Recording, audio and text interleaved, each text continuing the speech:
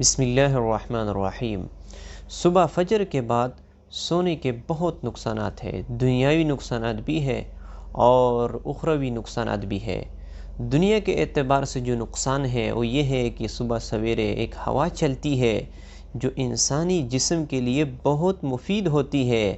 جب انسان فجر کی نماز کے بعد فوراً سو جاتا ہے تو اس ہوا سے محروم ہوتا ہے۔ تو ایک نقصان تو یہ ہے کہ انسان کے جسم کے لیے جو ہوا ہے وہ ضروری ہوتا ہے، اس سے وہ بندہ محروم ہوتا ہے، اس لیے جسم میں ڈھیلا پن آ جاتا ہے، جسم کمزور ہو جاتا ہے، ہڈی کمزور ہو جاتی ہے۔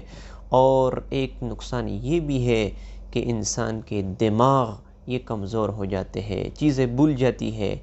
تو فجر کے بعد انسان جب پابندی کے ساتھ سویا کرتا ہے، اس کی وجہ سے طرح طرح کے مشکلات کا وہ شکار ہوتا ہے۔ پورا دن جسم میں ڈھیلا پن آ جاتا ہے، سستی آ جاتی ہے، کام نہیں ہوتے۔ اسی لیے فجر کے بعد جو سونا ہے یہ بہت نقصان دہ ہے۔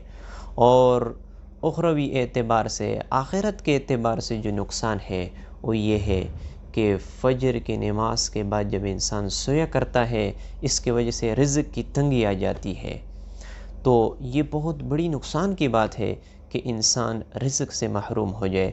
اور رزق صرف مال کو نہیں کہتے، آنکھ بھی رزق ہے، زبان بھی رزق ہے، اور اس طرح نعمتیں بھی رزق ہے۔ تو یہ طرح طرح کے اللہ رب العزت کی طرف سے رزق ہے۔ تو اس سے جب بندہ محروم ہو جائے، یہ بڑی ہی محرومی اور ناکامی کی بات ہے۔